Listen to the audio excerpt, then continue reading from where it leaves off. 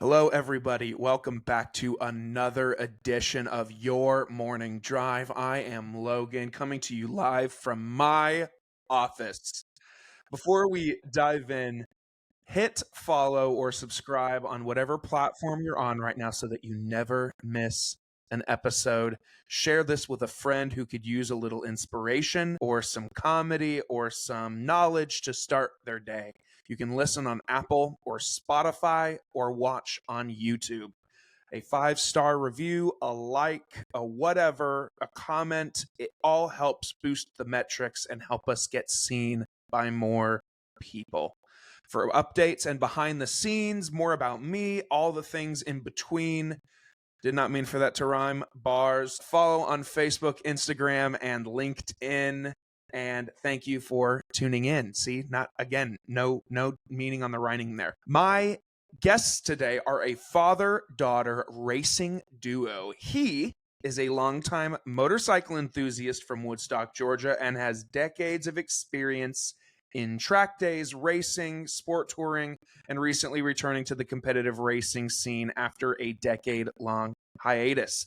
An MBA graduate and marketing executive, he currently works for Sharp Shell Digital. His daughter, who is based in Washington, D.C., has been riding since childhood, progressing from dirt bikes to road racing after her father challenged her to compete.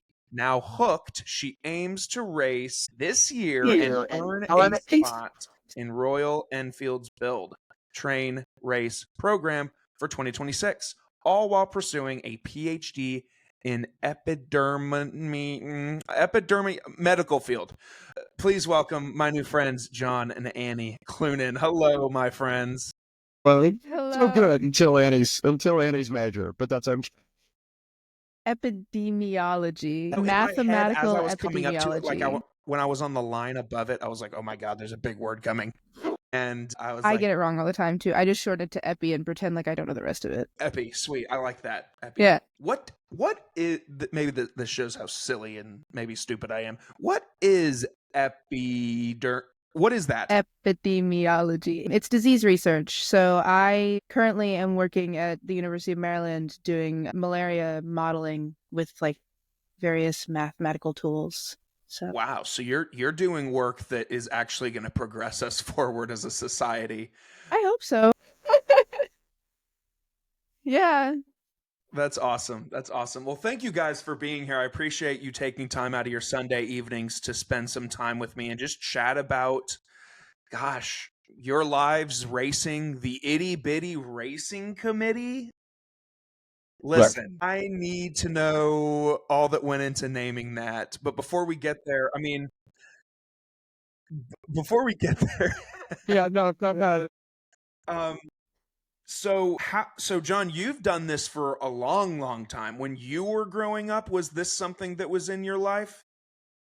But certainly late teens, early 20s, I raced. I raced a little bit in New England, and then when I moved here, I started racing. I've been doing it on and off for a really long time. I don't want to tell how old I am, but yes, that's 10 years. I've been riding a motorcycle almost 40 years now. So Wow, that's yeah, insane. I still, to this day, have never been on a motorcycle. Would we can love fix to that. be on one. We can fix that. That's easy. That So sounds awesome. And then, Annie, on the flip side of it, so when you were growing up, was it something that you saw him doing and you were curious about, or were you kind of turned off by it until a certain, time? Because I know that in the intro that I said that he kind of got you hooked on it. So that leads me to believe that you weren't always hooked on it. So I started on a dirt bike. So I had, I think, my first little PW50 when I was 6, and kind of like grew up on that until, and like rode those with dad until high school, and then had a crash that made me decide that I didn't want to do that for a little while. Because it turns out when you fall off a mountain on a dirt bike, you don't really want to have any interest in continuing to do that for a while. So then I had a street bike when I turned 18 and did that for a little while, but I also lived in Decatur, and that was not great to ride in, and I just never rode. So we sold that. And then finally, last year, when I turned for my 21st birthday, so coming up on a year now, he bought the So we have the two different bikes. You have a smaller one and a bigger one. And the smaller one doesn't require a license to go race as much. Like, not really. It does, but like not really. License. Yeah. So he looked at me and said, "Hey, I'm buying this motorcycle. And because it doesn't take much to get there, you have to come try it." And so it was something that like I saw, like I remember when I was little, like going to track days and like helping wave the flags at the corners and everything. But I was never like super interested in it until he basically said, "Hey, come do it." And I did. And now with you going to school and now doing this, I mean, obviously you're studying something that's impactful and it has a huge place in the world, but let's just say I don't really know what it is like for racing. So let's just say like something happened and you guys hit it big and racing was now full-time career. Which wouldn't happen. No, this is for fun. I'm sure she's not fast enough. So yeah. That's awesome. There's a lot of, so by the way, you're doing a lot of what we call bench racing, which is basically like us giving each other crap, right? Yeah. So, but like, I don't think, Annie, you've ever thought of racing as a potential career. I think it's been more of a, wow, this is a fun thing we can do. Yeah, it's a thing that I get to do because I'm a huge nerd, and so I need kind of things to balance that a little bit, And also like it's fun to get out. I think like I would like there's no world where I would ever do it professionally just because like I am committed to my career and like that's my thing. Like I've got 5 years of this, I'm not going anywhere on that one. I'm going to be Dr. Cloonan by the end of it, hopefully. But like it's something that like I get to do that kind of allows me to go hang out with my dad for one and see all of the people that like are good friends now and also like clear my head for a weekend because you can't think about anything but racing when you're at the racetrack. It's the truth. Absolute truth. I'm looking at, as we're recording this, I'm looking at y'all's website for the racing stuff, and man, it's wildly impressive. I mean, for you guys to say that it's something that you do for fun and you're passionate about it, but it would never take the place of a full-time career. It's very impressive. I mean, it looks like I'm looking at like a legit, I mean, not to say it's not legit, you know what I mean? It's very well done, very professionally made. I guess that's where the marketing. I was just going to say, I've been in marketing since 1996. I built the first version of that website when I owned a marketing agency, and I had my web team design and build. It's undergone some change since then because we rebranded the race team. But the basic website was built by professionals, designed by pros. The copy has been written by me.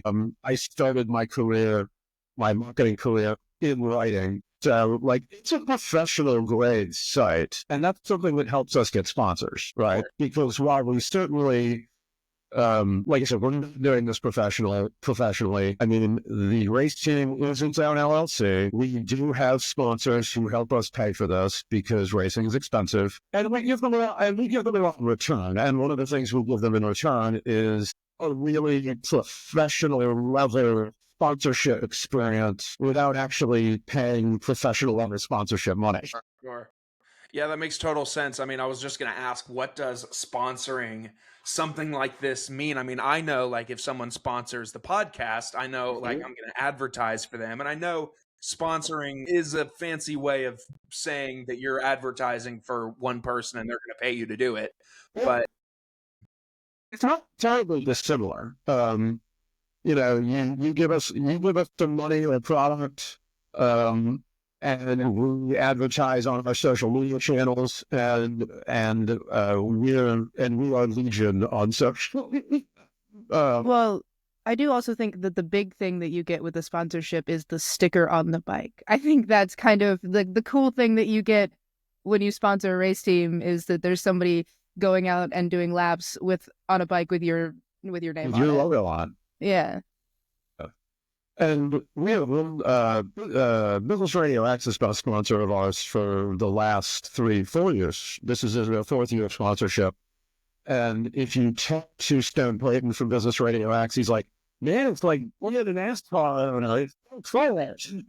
That he's come to the races, and it's really cool. And he just loves looking at the bike and seeing his logo on there. So I was gonna say this. I've done an episode on this show with Stone, and I've seen him out and about, and man, the dude's just a character. And he's a word. I love Stone. Your thing, the racing, it seems like it's right up his alley. So I can just see him like grinning from ear to ear at the racetrack, watching you guys race. Like, oh, that's so cool, man! Like, he's back in my house and sat on the bike. I mean, yeah, he's a character for sure. But yeah, I mean, it's really cool stuff, man. I mean, I watched some footage of you guys racing too, and the fact that this sounds so like somebody that is not on the inside that doesn't know, but like the fact that you guys are getting within inches on these turns from your knee or the bike to the concrete is just, I mean, anytime truth. We do actually touch the concrete. And when we're supposed to actually touch the concrete with our knees. So I don't do it as much on the little bike, but when I moved up to the 300, my big achievement, the first time that I did a track day, was that I managed to turn a corner and my knee touched the concrete, because we have these little sliders on our knees that are like little plastic pucks that actually allow us to get to the ground. Your morning drive is also present to us by Good Days Canned Cocktails. Good Days are a classic cocktail brand created in a convenient, ready-to-drink canned format for any occasion, whether it's a pool day, a boat day, a beach day, a graduation, a wedding, a bar mitzvah, anything in between. Good Days are there for you. Good Days are ahead when they are in your cooler, your fridge, your anything in between. Good Days has your back. If you want to be one of the first to try their drink, you can do so by visiting drinkgooddays.com/pages/find-us to find a store near you selling their drink. Of course, you must be 21 years of age to consume and purchase. And so I came back. We were in Florida, and I went through a specific corner, and I actually stopped my session in like the middle way through. I was like, I cut my track time early. I came in, my dad was standing there waiting for me to come in, and I just pointed at my knee and like kind of jumped up and down because I was so excited, because like it's a thing. Like, it is absolutely a thing for us to get down on the ground, and it's weird the first time you do it. It's really quite something. It's insane. I mean, when I was probably in middle school, probably 6th or 7th grade, but we lived in Phoenix, Arizona at the time, and my parents, and they owned a couple 4-wheelers. And so we would go out on that every weekend, and there were some trails and stuff near our home, and we would, tear it up. But I fell off and busted my ass one time, and I was like, that's it, we're done. And I don't think I ever got back on it. So the fact, Annie, that you had yourself an accident and decided to get back up and do the damn thing again, I respect it tremendously. I could not. Thank you. Used to have accidents, so I've had a couple now. I have a unfortunate habit of, there's a track called Talladega, but it's not the cool one. It's not the big one. The cool one I disagree with, but the big one. And it was where I did my first race, and I started the season, and I apparently have to start the season every year by falling off the motorcycle. And every time I get back on, and it's important. I obviously love this very much. Like, I give time and effort to it, and I'd say money, but it's not me. Yeah, but like, I get to go do this thing, and like, I wouldn't give it up just because like I wanted to make sure that like every time I get back on, because like I think that what a lot of people don't realize is that like crashing sucks, but like it's gonna happen, and so you got to get back on or you're never gonna. Like if I wasn't back on the bike the next day, the odds of me racing again would have gone significantly down. So go ahead. Yeah, it's always about like making sure that like, you get up, you're okay, and then you're like, if you're willing to go do it again, kind of going to do it as soon as possible, so you don't sit on the fact that you fell off. Yeah. Another big piece of that is taking the time to understand why you crashed, right? Because there's to learn there, right? I had one last year. I had one last year at Carolina Motorsports Park where I was just dumb. I got excited. I forgot 30 years of racecraft and made a dumb pass that I could have waited for and lost the front and went sliding off went sliding across the racetrack. And you didn't get to watch. It was fun.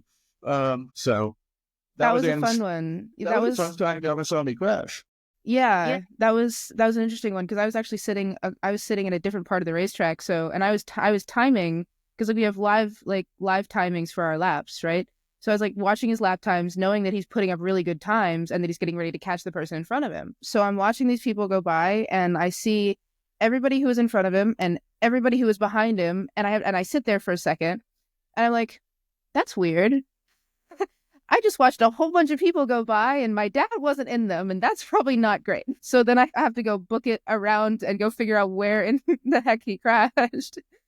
And luckily by the time that I had gotten there, he was already up, and that's always a good sign. But I did have to honestly, yeah, I was about to say the worst part of that crash was dealing with him complaining about it afterwards because he was mad that he had done it. Well, I was so mad. Oh, I was mad myself. Shut out.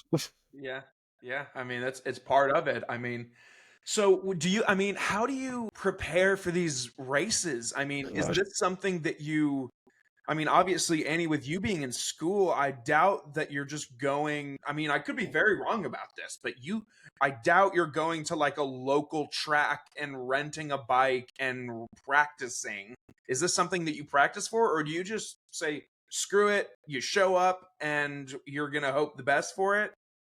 So we did some practices like over the winter because I had come home for a lot of time over the holidays. So we did some track days there, but like during the season, you honestly don't really need it. You're not off the bike more than about a month generally during the season. And like you get warm-ups and you get practices and everything. And like that is enough to where like, could there always be more track time? Yes. But like, do you 100% need it for the season? No. During the off season, you should doing a track day is probably good because you're off the bike for multiple months. But like, you haven't there's not enough time in between the races for you to really need more time. And again, because we're not making a career of this, you're not in a position where we can essentially buy track time. We just can't. Is that how it works? Yeah, so there's really two things going on here. There's racing itself, and on a race weekend, you get a couple of practice sessions, and a couple of practice sessions for each class that you're racing. And then you want to race, but they practice in the morning and racing in the afternoon. But then, Annie mentioned track days. And a track day is you pay a fee to access the track for the day with a group. Some as a private, but private ones are really expensive. But like even the regular membership track days, you're still talking about a couple $100 minimum a piece. Plus you have to get there and get the bikes there and live and it's, yeah. So even if we were, unless Anning's actually planning to make a career of this, we're probably, track days are going to be limited for us probably to the off season. So, gotcha. So, okay. Well, with that being said, then, so how does one, if I doubt this happens because I know myself, but if I just woke up tomorrow and was just like, I was born to race, how does one take this from something that they're just passionate, like Andy said, just riding dirt bikes and, doing it casually, and then saying like, okay, we want to race and, be, race in the season. And like, we want to do this thing for real. So how does it get from hobby to, well, I guess it's still a hobby, but how do you get from casual doing it in your backyard or on your parents' ranch to racing with real racers on a real track? That's right, through it, kid. You want to go look at it. I mean, okay, so for anybody, I of course had an in, right? Because somebody was already doing it. But if for anybody like coming off the street who wants to go race, I would recommend doing a track day first because they're more accessible. Racing is much more restricted on rules and gear and everything because like, there's a lot more safety involved, there's more people, like, um, so like there's a lot more wiggle room for getting on the racetrack at all. And then from there, once you decide that you want to continue to race and actually race, you have to get a race license, which is a little bit of race school. It's like one day they put you in a classroom, and it's two old farts who like racing a whole bunch, shooting the shit with you for a little while, pretty Sounds much. about right. It was, no, Joe wasn't there. He kind of just kept coming. It was Frank Harmon, and somebody else who I don't remember the name of. And it was just like them going over like just kind of the basics of racing, the basics of like certain cornering things, body position on the motorcycle, making sure that like when you get out there and you go race, you're not gonna, one, look like an idiot, two, hurt anybody, because both of those things are not great. And then they sit there and tell you all their various and sundry stories of how they've managed to hurt themselves, and then they let you go. There's a like one mock race, which is like just all the people from race school. It's like, and you're supposed to not crash out of it. I did, but that's okay. I still got my race license. Because the whole thing, and then the whole thing is like you're not supposed to crash out of the mock race to prove that you can race later. But because like I knew people and like I knew the officials, and they watched my crash, and they knew it wasn't my fault because I had crashed because my tires got cold because it was really cold that day, and cold tires mean no traction. And so when you're coming around a corner really fast and you don't have any traction, you're going to lose the front, shockingly enough. Learned that the hard way. But like one of the people who was doing the race school had a very similar crash that morning. And so like they just kind of looked at me and they're like, we're not going to stop you from racing. Like, we know you're fine.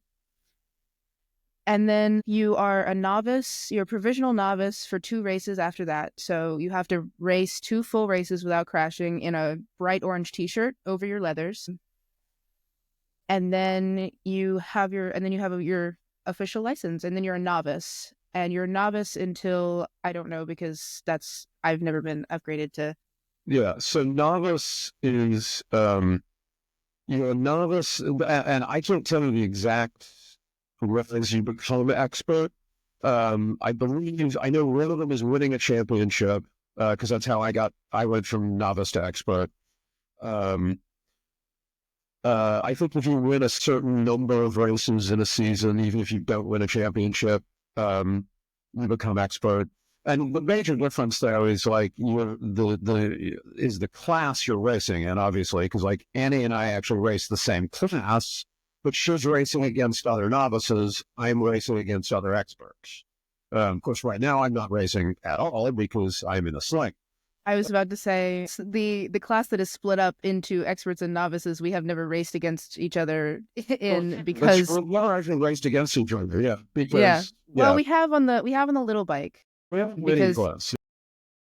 we have a friend who rents out the minis. So I got the Benelli, which is the mini that we race, and then my dad rents Groms, and we go race together on that one. Like, we haven't raced together on the bigger bike yet. So that's next year.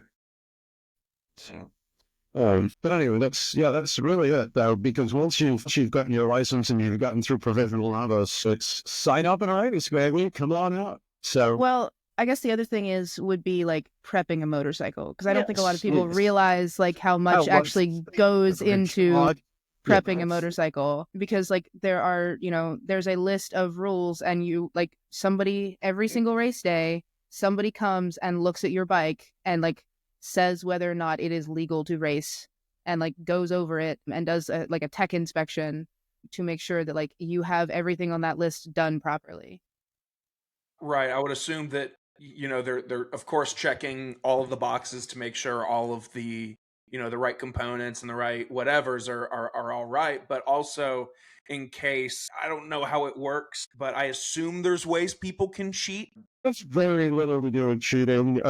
Cheating is actually like the only way they only worry about they're really about is safety. Yeah, true. So if they see something that is alarming enough to No, say, there are "This is a absolutely problem." ways for people to cheat. There are absolutely ways. Like of course, tech inspection is not tech inspection is supposed to be about like keeping people from cheating as well, but it's more about safety. It's about safe.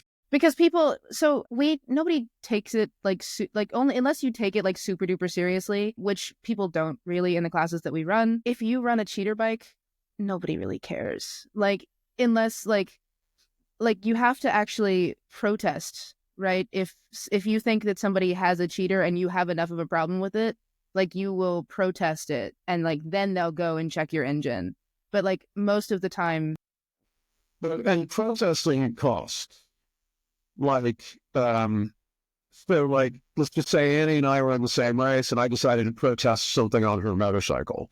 According to what it was, it may cost me anywhere from $50 to $500 to lodge that protest. And if and they were and like $50 is for something that you can see. Like you can see, like I can rip it to the motorcycle and go, that master cylinder is not legal. $500 is just putting this something in that engine with it to find out if there's a problem. So, and the downside is if you win the protest, it's legal. If you lose the protest, you're probably about to change the position and keep your Shit. So you got to really be confident that something's fucked up with this person's bike. Yeah. No, I mean, I'm not going to name names just because that's impolite. Like we raced against it, like that, like it's so not legal for damping in the straight on a motorcycle. Let's do like that. That's a line. Yeah, this damn last. We can take a moment and talk about some Groms because I don't think anybody cares about Groms. Yeah, I think that. Everybody messes with the Groms. Yeah, the Groms are legal. Almost none of the Groms are legal. So everybody hops up the Groms. They do silly little. One of our Joe Fisher. We're just gonna say it. She's silly. Talk about Joe because we like Joe. We do. He collects Groms and he like. And he's the guy who rents them out. But he also race preps like 2 Groms for him and one person that he deems worthy that week. And he probably puts $5,000 on top of whatever money he paid for that Grom. Yeah, transit. He's got a $10,000 Grom, which is that will do ridiculous amounts of anything. Yeah. Question. I have actually been one of the anointed reds, and that was the thing. You could put it anywhere you know. It had upgraded suspension. It steered like a. It was really just amazing all the time. I've ever in my life. You've spent a lot of money and time on this thing. It's still good, but I'm just like, that's a lot for Grom. So, what is a Grom? Oh, okay. Yeah, sorry. I guess we talk like everybody knows what a Grom. So a Grom is Honda's little like 125. So like their little small bike. Okay. Yes. So in the mini class, there is a Grom class, a Grom Cup. And then there is mini Formula and mini Superbike, which are all like under, I think, 140 cc's, just depending on like where you fall. So like it's all bikes that technically shouldn't go more than like 75, 80. Whether or not they do is up to the person. Yeah, we met somebody the other day who had a Grom that would go 90. Which is terrifying, by the way. That motorcycle. But they're smaller. They're the mini class. They're what make up most of the mini class. Because they're super popular because they're Hondas and they're little. and everybody loves a little bike, which is I guess in part how we ended up with the Itty Bitty Racing Committee, because I started out on exclusively on the Benelli TNT 135, so the mini class, and then the Ninja 300 that we race is also a smaller bike compared to everything else that is out there on the track. The smallest first size motorcycle class. So we were sitting in an airport, actually coming home from Maine, visiting my grandparents and my dad's parents, and we knew that we needed to rename the race team because I was joining, and like just for like some of the backstory of we didn't like the backstory of like the original race team name, and so we were just kind of like talking back and forth, and I just kind of like I looked at it and I was like, what about the Itty Bitty Racing Committee? And that was it. And then we just bought the we bought the domain right then and there, and ever since then it's just kind of been I think I did a logo the next day. I actually did a logo in the airport. Yeah, I did. Yeah, you changed it a little. I did the logo in the airport. So yeah, so by the time we got to the airport, we had a website domain. Annie has merch by like Christmas. Yep. So because this was he's wearing it says Itty Bitty Racing Committee in very small logo in like very small lettering because I think that's really funny. But it has the logo big on the back. Yes. Oh, okay. Yeah. Can you see There it? you go. Yeah. So it's just like, and so you can see these here are please the stickers that are casually on my desk right now. So this is actually an inside joke. It's a reference to something, and I'm not 100% sure what. But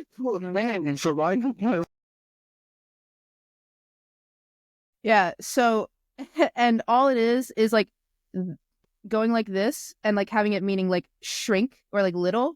So like whatever's in the brackets is like shrink motorcycle. So that's how our logo came to be. It's a silly little inside joke.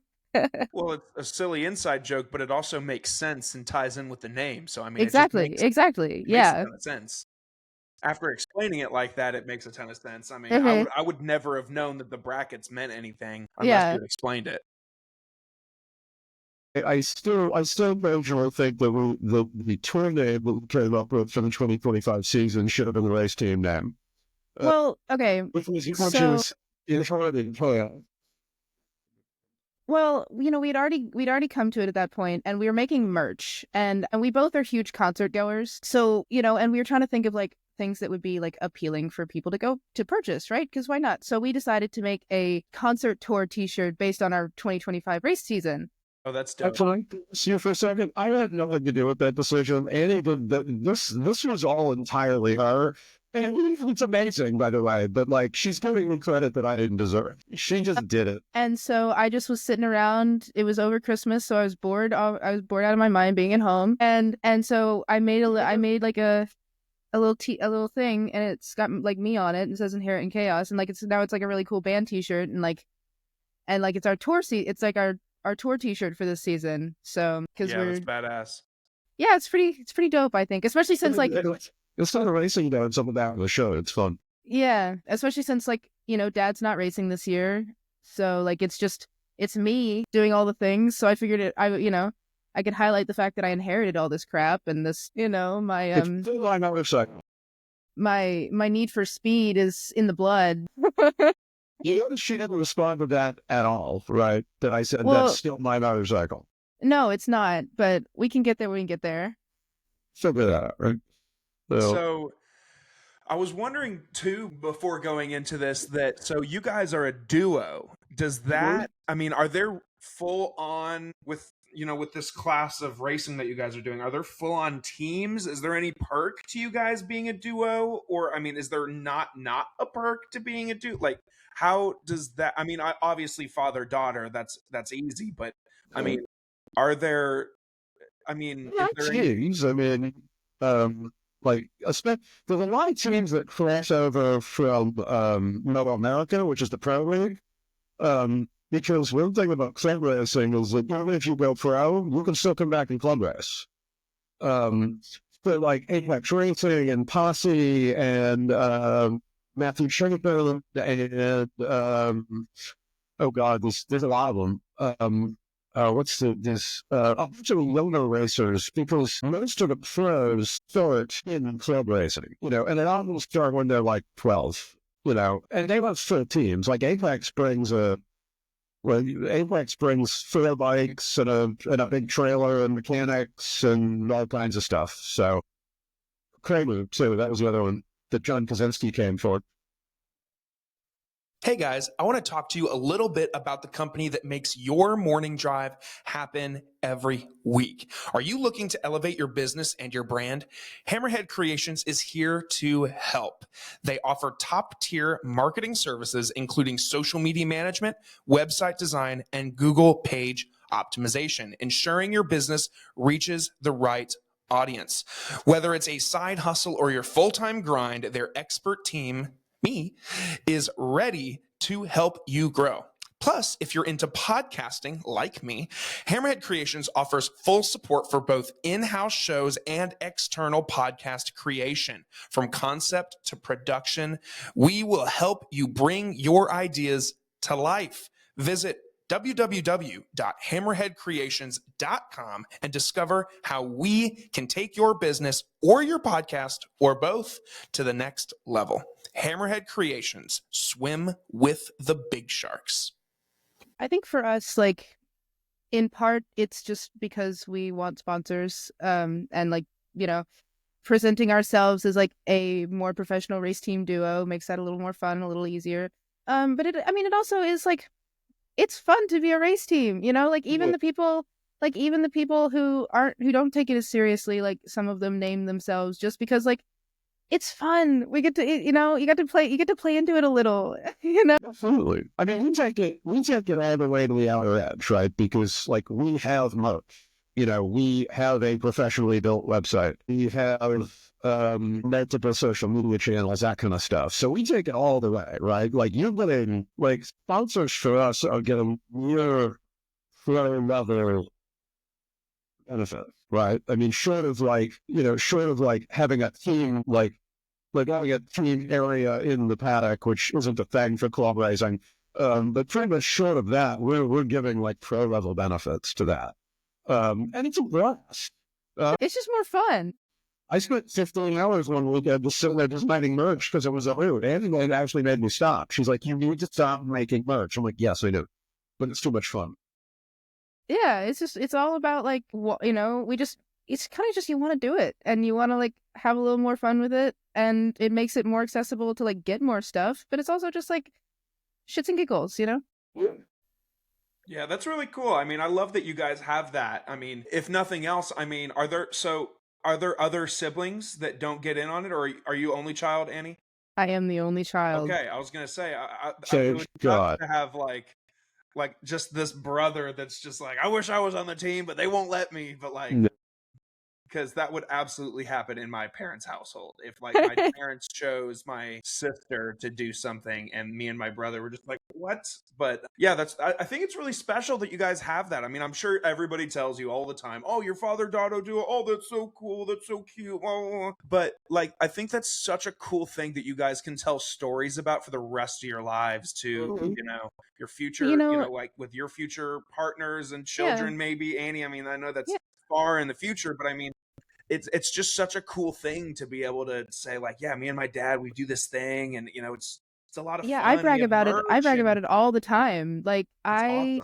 I know for like me personally, like especially like not living at home, not living near home anymore, like it's really nice to not just like have something that like I do with him, but also like have kind of designated times where I have to spend a weekend with him, and like there's like at least 4 hours in a car every single time pretty much. So like, it keeps me like, it keeps us close as well as like getting to do cool stuff together. And so like, I am very grateful for the fact that I get to do this with him, because I think it's like, I think it's brought us like even closer together than we were before, because we've spent more time, I think like more time together, like just racing than we did like any year before, like since I pretty much moved out for college, because you I know, would do that. we're in a tent together all weekend, you know? Yeah. Like we go camping once a month pretty much.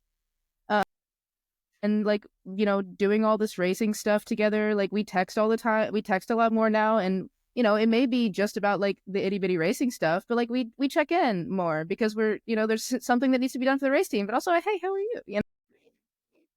So like I think it is really special to get to do this with your family and to get to get to do this with my dad. It means a lot to me, especially like, yeah, you know, like because I had only moved up to DC in October, and like so now that I'm coming home for like starting to come home for the first races, I'm like excited to go racing, but I'm also excited to see my family, and that's like adds to the level of excitement to go racing, and I'm already so freaking excited to go racing. So Yeah. And for me, like, I couldn't tell you, like, you know, when Annie started doing this, like, I mean, you know, when Annie was riding dirt bike, like, when she was doing with the dirt bike thing and all that, like, I just always felt like this was something that we would always do together. And like, it always did bring us closer. And we lived some stories. My dad did we live stories. And now we have even more. But yeah, but like, there's nothing I treasure more than getting to do this thing that I love. I mean, and I've loved for ungodly years with her, and which she shares the joy in it. And we get to do it together, and I do. And I get to see, you know, I get to see my kid at least once a month. But no, there was another, well, young guys like me who's like 21-year-old daughter wants to come hang out with them for the weekend. So, you know, I get that bonus there. Yeah, that's really cool, guys. I love that you guys. I love that it. Like you said, it brings. It's probably brought you closer. I mean, you guys have spent more time with each other just racing than. I mean, it's crazy. I'm sure I was dying of that, Logan, because, like, there's so much up and down. Because, like, he's watched me crash. I've wrecked her crash twice. And, you know, it's just, you know, I was actually talking to someone about this the other day. And, like, I was having trouble making a lap time at Barber Motorsports Park. And I came back in from, like a really hardcore attempt. I had said to her, I'm like, I'm going to go out there and I go beat this motorcycle in the earth. I'm going for everything I can to break this lap time. And I came back to her and she was like, I don't know what lap time you were in, but she was like, you killing it. I'm sure that moment, you know, like, this didn't be a lap time because there's something wrong with the bike. But she's like, you make it a ring out there. And she's doing the, and I'm doing the same thing with her. So that's fun to share. And we're both competitive, which, you know, I only realized this year. So last year. which I did look at him and say, I could have told you that when I was 3. Very true. They were trying to come on and they played a board game. Wasn't it? I don't. Yeah, I think it was. We were playing. I just and we had one of the commercial and I looked at the glass and said, wow, I'm getting really competitive, like mentally competitive. And she looked at me and goes, you're just realizing this. Yeah. Like, well, that's everything at all. What's realizing that? I mean, you raised a daughter whose hobbies include motorcycle racing, and I'm a powerlifter as well. So like I lift heavy stuff competitively, you know? Like you raised a daughter who is unbelievably competitive. I do fear my mother is not as competitive. So there's, you know, yeah. But So there's kind of a reflection moment that happened about 40 years too late there, Dad. fair. That's fair. So So there comes a point in every conversation that I have with folks, and I ask them a collection of questions that has nothing to do with what they do. You know, I just got to know, first of all, I just learned a ton about racing that I now can speak on if someone brings it up. But and you need to come to a race. We're at Atlanta and Mac. Well, you know what I was actually just doing, dude, is I literally pulled up the schedule because I was like, I need to come see this race. I did from watch its best. So I absolutely will. It sounds like a ton of fun. I have to bring my dad because my dad would think that's so damn cool. My wife would be like, it's boring, but my yeah. dad would love this shit. Yeah, very quickly, by the way, like the really cool thing about being a spectator at a club race, that's actually better than being a pro race. A pro race, you're in the grandstands, right? Like you are contained in a space. They're designed for the spectators. At a club race, you go anywhere I go. You can really come hang out in the paddock. Come on in. You talk to the answers, like just you know, you get draw access. And the racing is just as good. So Yeah, that's dope. I'm definitely gonna have to make the plan to come and check it out. It looks awesome. follow it out. So I'm gonna ask you guys a couple questions, and we just got to know what racing is like for you guys, but now we're just gonna get to know every day John and Annie. So since there's two of you, I've never had it where there's two of you before. So since there's two of you, however, whichever one of you obviously wants to answer first, you can answer first. But I'll go ahead and start her off here. What is y'all's favorite movies? I have a great answer to this. There is a Taiwanese movie. It's a Taiwanese horror movie called Incantation. That came out in 2022. I can't say much about it. It's somewhat of a found footage kind of movie. It is about like a woman who is had some troubles and is like readopting her daughter after she was taken from the state, and is like making this video about it, and it just blows up more and more and more. And that is I think that's my favorite movie of all time. Wow. I don't see a lot of movies. I couldn't sit still that long, honestly. It's not, I don't even have television here at the house. I have an answer for that for him. It's a 1980s movie called Repo Man.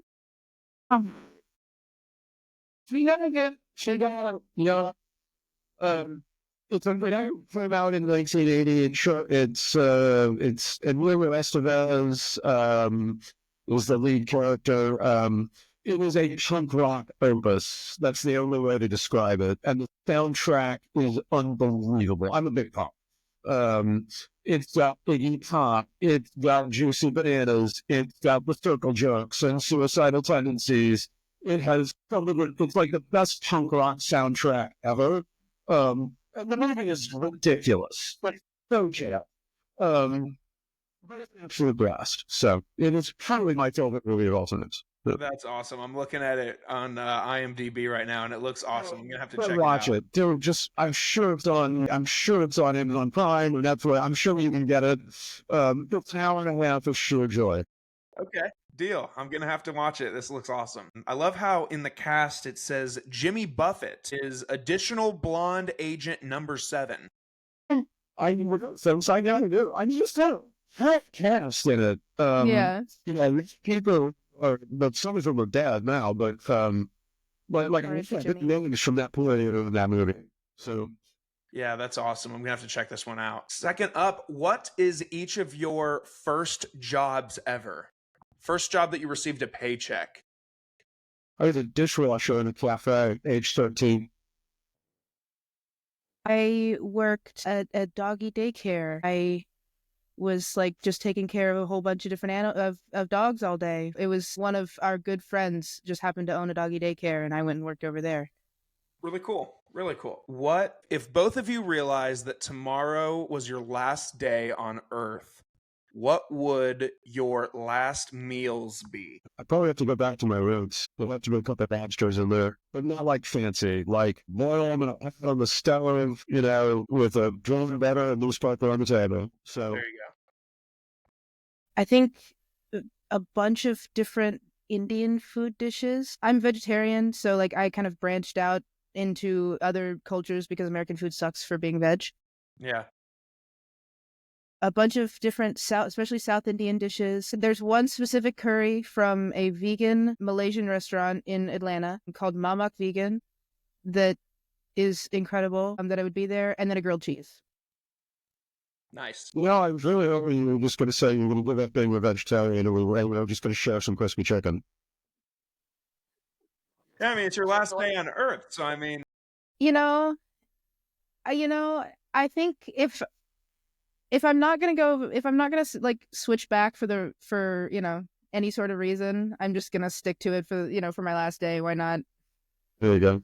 I respect it. You guys get to organize a music festival for yourselves. This is a dangerous question here. Who are for each of you, who are your 3 headliners?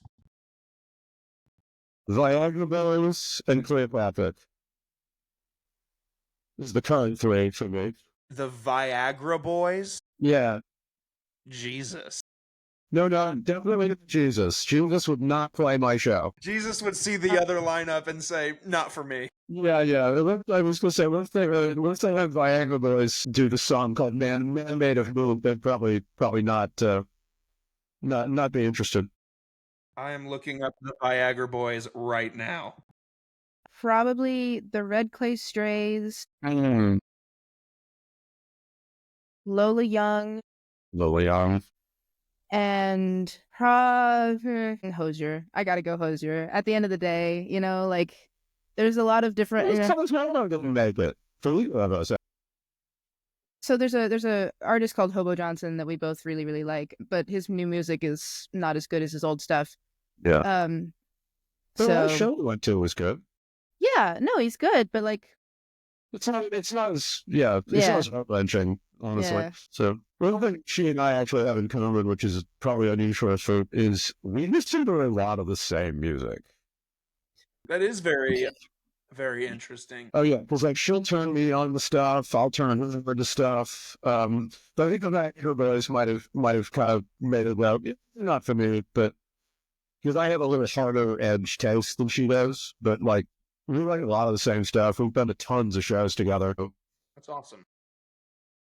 On days that you guys get to recharge and take care of yourselves, what does self-care look like for each of you? Answer that one. I got nothing. Okay, great. The healthier answer, besides breaking out into hysterical laughter about self-care, Well, includes hanging out at home. I journal a lot, and I play a lot of Stardew Valley on my Switch, which is a little farming game. Oh yeah. And I watch some sort of comfort show. Right now it's New Girl. So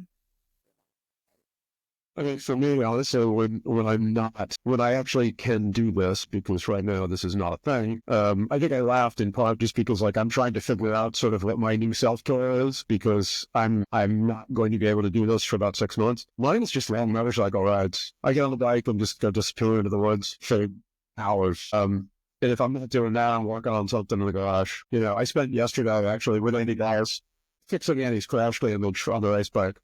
Andy Balls, for the record, is Andy Balsiero. He was for Christmas, my dad got me a one-on-one track coaching day with Precision Track Days, and he was my one-on-one coach. And then we were chatting with him afterwards, because he's a great guy anyway. And we were chatting with him afterwards, and we realized that he and Dad lived about maybe 5 minutes apart. Oh, that's awesome. Yeah. So like So we've become a new friend. Yeah. So, and it's going to like helping him succeed in racing. So yeah. So we spent 4 hours. He's very excited by the fact that somebody that like he coached is an actual racer, because he's never raced. He's just done track days. So he's very excited by the fact that like he got to help me do something that he thinks is super duper cool. Yeah. He was pumped about work on the race bike yesterday. Nice. That's awesome. What is your biggest fears? For me, I actually agree on that one. Fear of falling is the big one. Falling just like in general, or falling off a bike? No, falling off a bike is no. Nobody cares. Falling off a bike is fine. No. Yeah. No. Like falling from the sky, falling from tall heights. I guess if I wanted to get really deep, I'd say fear of failure, but that's just because I'm at a PhD program. Well, the thing is too, and because a lot of people don't realize this, is that fear of heights and fear of falling are two different phobias. And I only have one of them. I'm not actually afraid of fights if I feel like as long as I feel like I'm going to fall off of them. Sure. Like, for me, it's high glass. But the minute I start to feel like I'm going to fall, I'm a mess. So, Yeah. I've developed kind of something over the last couple years where I am incredibly nervous going downstairs. Like, it could be at my own home and I still want to like grab the railing. yeah. And when I go to a public place where every once in a while, it's just a staircase and there's no railing anywhere, I immediately am like, oh my God, what am I going to do? Like, get on my butt and slide down like I'm a toddler. I have discovered that living in DC, actually, with the escalators into the metro stations, man, those things are scary. So they are. So, you got that with you share that with your mom, right? I do, yep. So I think it's. His mom is terrified about high escalators. So Me and the escalators do not get along very well because I went to the zoo the other day, and the one coming in and out of the metro station for the zoo is the biggest one in DC. And so I was like, I went with a friend, and like I was holding onto the railing, holding on to my friend who was in front of me going down it, being like, don't move and we're gonna be okay. Because I was just like that. I was like, this is uncool. I don't like this one at all. And you'd think living in Atlanta and dealing with the Atlanta airport ones, because those are huge, but for some reason, man, escalators. It's funny because I kind of agree with John in that, like, I am also not afraid of heights, but if I feel like at any height, if I'm not secure, I'm nervous. Like, it could be something at, like one silly example is like, like at a mall, there's like when you're upstairs in a mall and you can like look over the railing.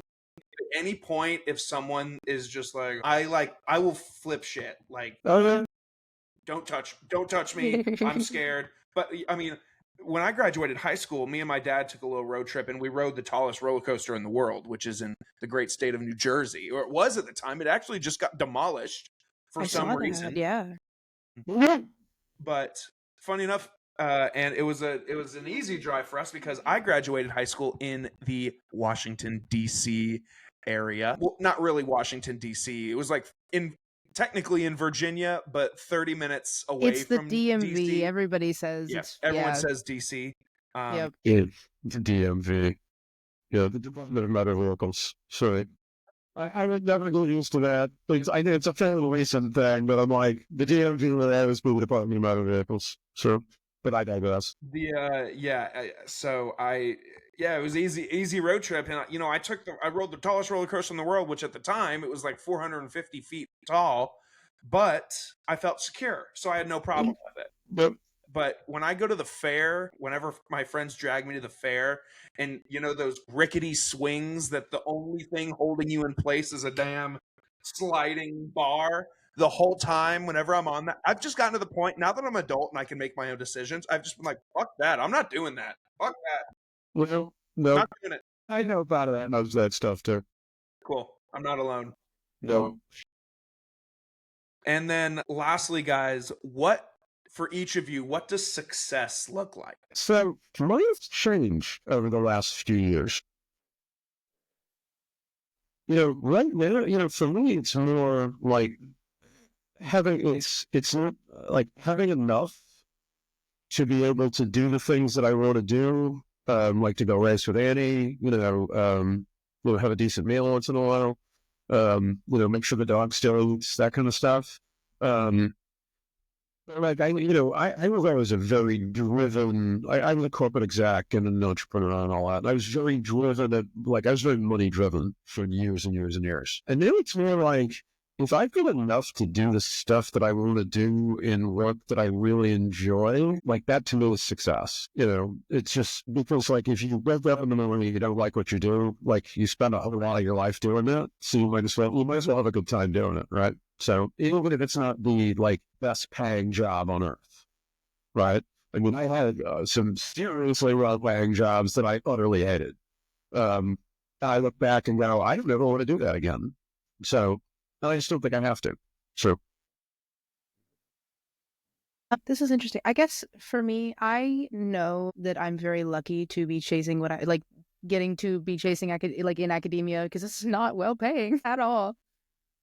So like I was never really money driven. So for me, like success has always looked like I come home at the end of the day and I am proud of what I've done.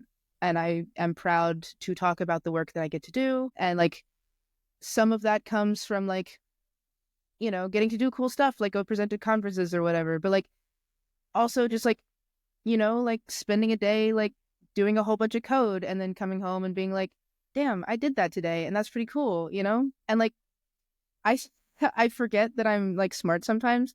So like just having like having like being proud of myself and my everyday activities and like what I get to do is kind of is like success for me, I think. And also like not just in my work life, but like even like personally, like I'm 21. I graduated college like a couple months ago early. And I race motorcycles and powerlift, and I'm so proud of myself for getting to going out and like doing those things and like trying those things. And so like trying, being proud of like who I am wholeheartedly is kind of success for me. And I think I'm there sometimes.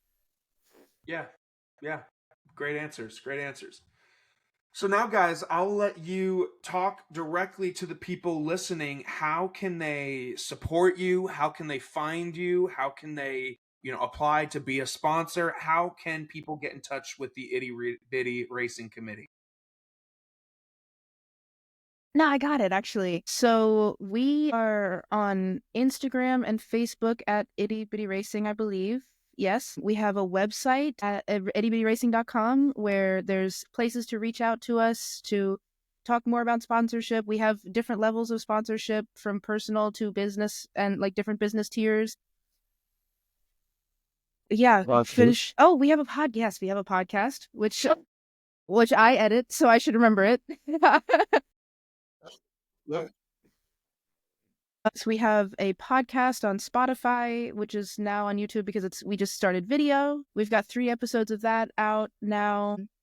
We have merch that you can buy if you want to support us, because all that money goes, everything that we get goes straight into us racing. And you can come to a race. We're a WERA. Post their schedule. We race most of the Southeast rounds. The rounds that we race are also on our website. So if we're gonna miss one, you'll know. So for the people in Atlanta, come out to Road Atlanta. It's like an hour outside of the city. Please come. Having people there is like, we love it. Am I missing anything? Well, as we're saying, if you're on the west side of Atlanta, we're really all right. Conkling, Woodstock, Cherokee County. Another easy place to go to is actually our next race that we're going to be participating in is at Talladega Grand Prix Raceway in Milford, Alabama. About 2 hours from here. Great time, great little track, super technical, a lot of fun, full access to everything. So that's one thing. The one social media that Annie missed is Itty Racing is also on LinkedIn as a company. So you can find us there as well. So let's see, with the podcast, with the website, with the merch store, Facebook, Instagram. I only think about LinkedIn to play the LinkedIn games, so. I know you do. Sponsoring, just as an FYI, I mean, literally, if you only win $5, I will take it to go race with, because racing is very, very expensive. But individual, like, recognized sponsorship levels start at only $50. Corporate level sponsorship starts at only $150. And there's a lot that goes with it. Most sponsored levels are actually elucidated pretty well on the website. Again, we're always happy to host people at the races. And if you want to reach out to me directly to ask questions or anything like that, you can get me at john@ittybitty.racing.com. Perfect. Well, guys, thank you so much for, again, taking time out of your Sunday nights to hang out with me and talk to me a little bit about teach me about racing. Actually, I mean, I learned so much about it that now I'm utterly interested. I can't wait to send my father a link to you guys right now and be like, we should go check these guys out. Just talk about the podcast. That'd be super cool. Yeah. We're right by the last show, so they're in place to sit. Yeah, hell yeah. So yeah, again, just thank you. I wish you guys continued success. I love that you guys have this going. It's really, in a sentimental way. It's just really cool that father-daughter duo, like you guys said, it's brought you closer. It's just really cool is all. The sentimental part of me wants to come out, but I'm not going to let him. It's just really cool that you guys. I weep at the drop of a hat. So go ahead. It's just really cool that you guys have this thing that brings you guys together like that as a dad and a daughter. And I feel like that you don't see that often anymore, man. You don't see families interacting and even just talking the way that they used to, let alone you guys go racing together. So it's just super cool. So guys, I will make sure that I throw their website in the description so that if you are interested in any of what we talked about, you can just click the link, go to their website, check out their schedule, check out their merch, and support them in any ways that you see fit. Guys, like I said at the top, Facebook, LinkedIn, and Instagram to support me, to follow at Your Morning Drive. And we will see you guys next time. Take care.